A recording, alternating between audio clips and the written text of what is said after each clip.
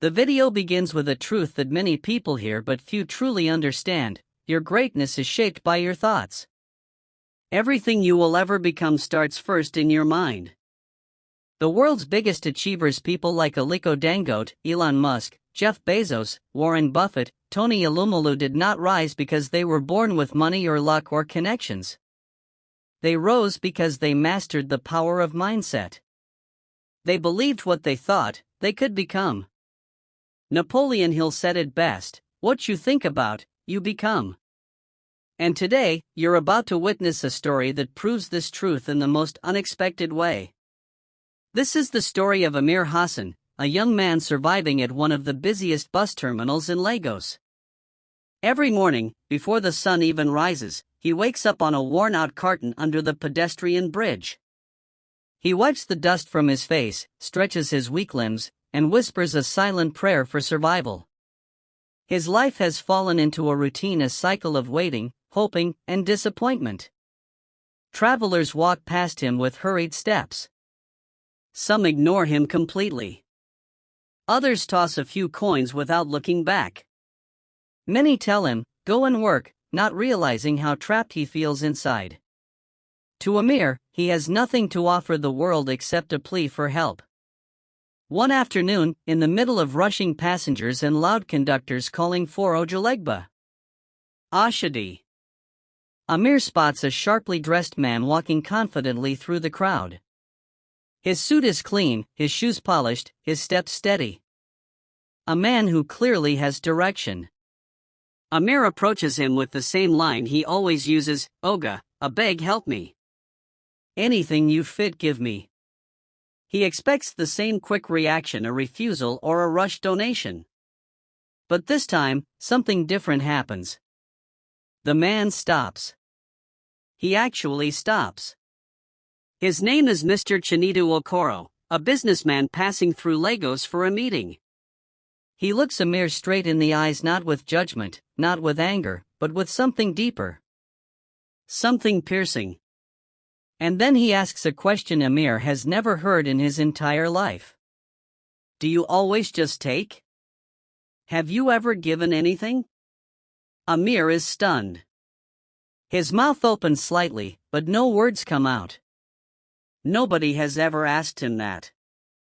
Nobody has ever challenged him that way. People usually just walk past him or throw money quickly as if they're trying to get rid of guilt. But this man's question feels like a mirror, one that forces Amir to see himself clearly. Mr. Okoro continues, "If you believe you have nothing to give, why should anyone give to you?" At that moment, he turns and walks away. He leaves without giving a single naira, but the weight of his words hits Amir far harder than any rejection ever could. For hours, Amir sits quietly under a small tree near the terminal, watching life move around him. He sees vendors shouting, "Pure water! Gala! Soft drink!" He sees young boys polishing shoes with energy. He sees women selling fruits, snacks, small crafts, beads, even phone charging services. Everyone is giving something. Everyone is providing value. Everyone, except him. And for the first time, Amir faces a painful truth: the problem was never Lagos, never poverty, never fate. The real enemy was his mindset. The belief that he had nothing to offer had kept him stuck in the same place for years. As he watches people pass by, something bright catches his attention. Near the rusty terminal fence is a small patch of wildflowers, yellow, red, white, purple, growing freely, untouched. Something so simple, yet so beautiful. Something people overlook every day. But to Amir, those flowers suddenly mean possibility. A strange idea forms in his mind, something he has never considered before. He whispers to himself, "Maybe this is something I can offer." The next morning, Amir approaches the flowers gently, almost respectfully. He gathers a few stems and arranges them into a small bundle. It's not perfect. It's not fancy.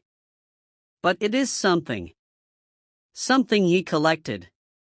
Something he created. Something he is offering, not begging for. With trembling hands, he approaches a traveler and says, "Good afternoon, sir. Please accept this flower and support me with anything." The man looks surprised. Not shocked by pity, but genuinely touched. He smiles, takes the flower, and gives Amir more money than he has ever received at once. Amir's eyes widen.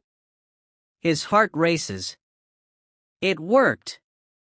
It actually worked. The simple act of giving something, no matter how small, unlocked a level of generosity he had never known. Encouraged, he continues.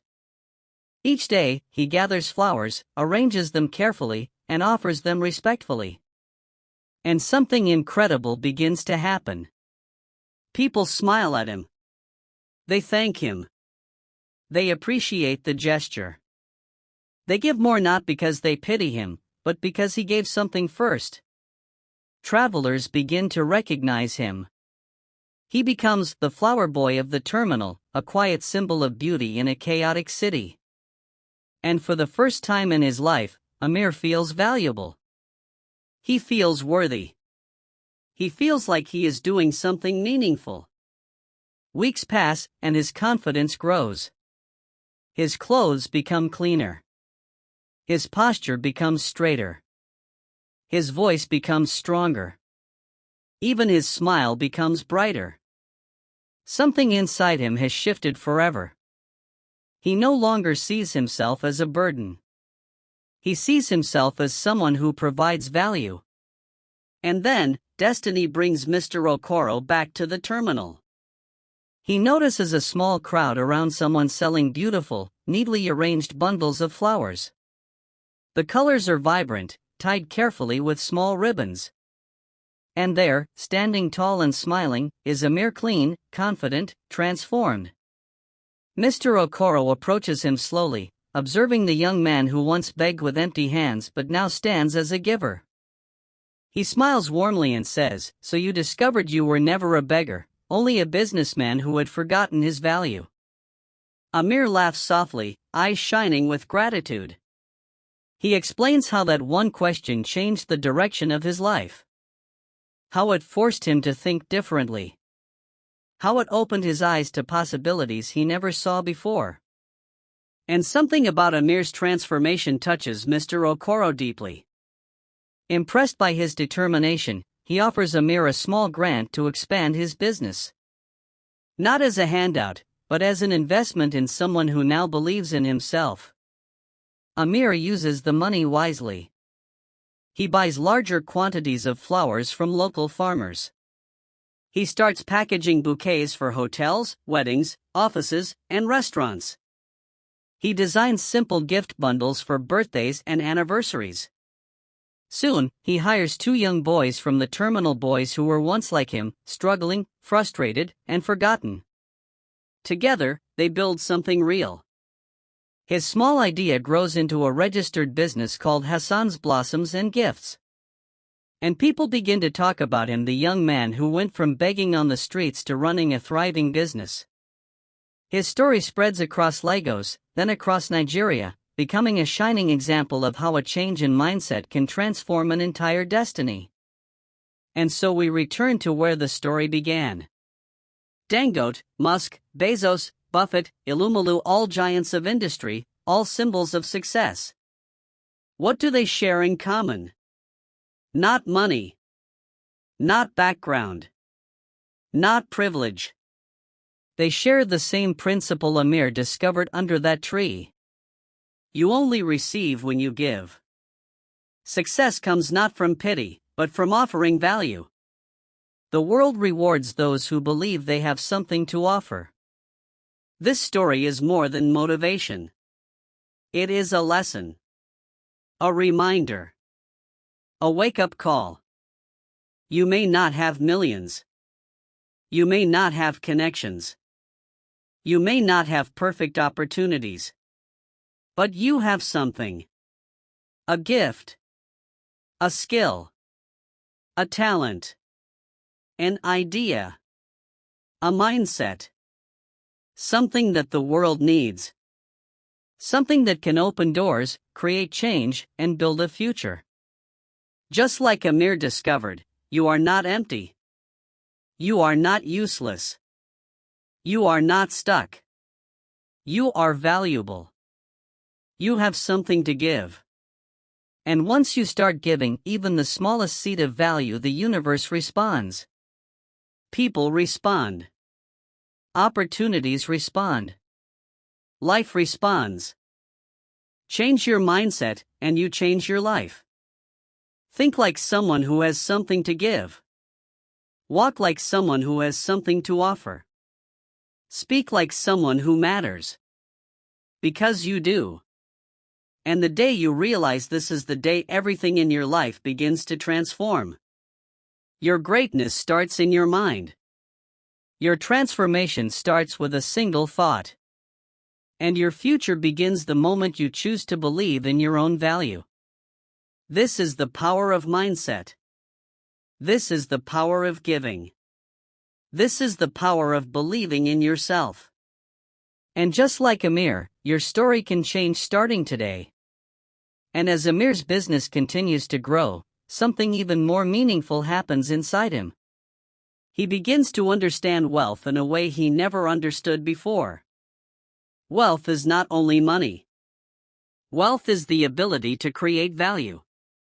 Wealth is the courage to start with what you have, even if what you have seems small. Wealth is the realization that your mind is your greatest asset, and your thoughts are the seeds of everything you will ever achieve. Every morning, Amir wakes up earlier than before, not because he is forced to, but because he is excited. He gathers fresh flowers from the farmers he now works with.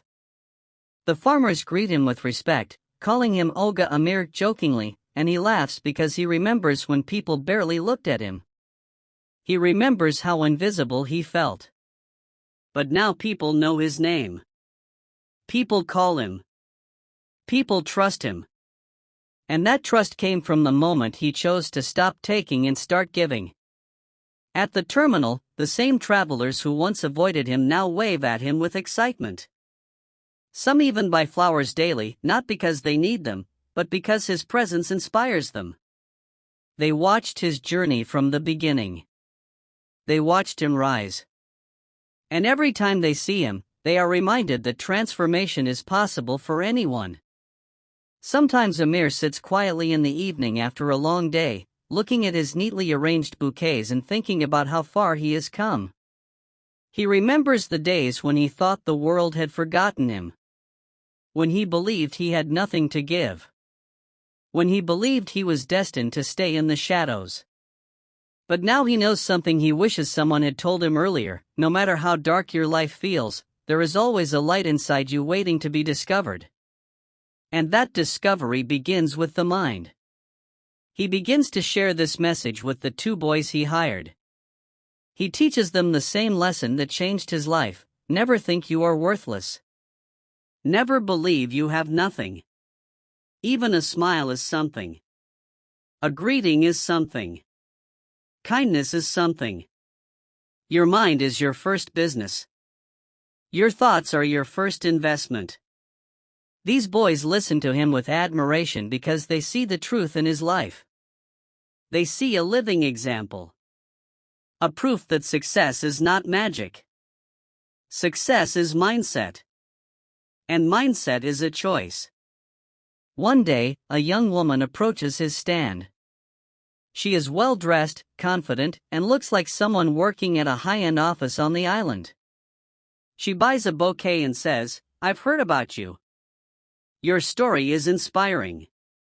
We want to feature you in our community magazine. Many young people need to hear what you discovered." Amir feels his heart swell with pride, not pride from ego, but pride from gratitude. Gratitude that his life is now helping others. As he stands there, speaking to her, he remembers the exact moment everything changed. He remembers the question, "Have you ever given anything?" And he thanks God that the question didn't break him, it woke him up. Weeks later, he sits in a small interview room with cameras and a microphone. The journalist asks him, "What motivated you?" What pushed you to change your life? He smiles softly and says, "One man asked me a question that shook my soul. He made me realize that as long as I believed I had nothing to offer, I would receive nothing. The day I started giving, even wildflowers, I started receiving. Not money. Value. Purpose. And from purpose came growth." The video goes viral. People are inspired across Nigeria and beyond.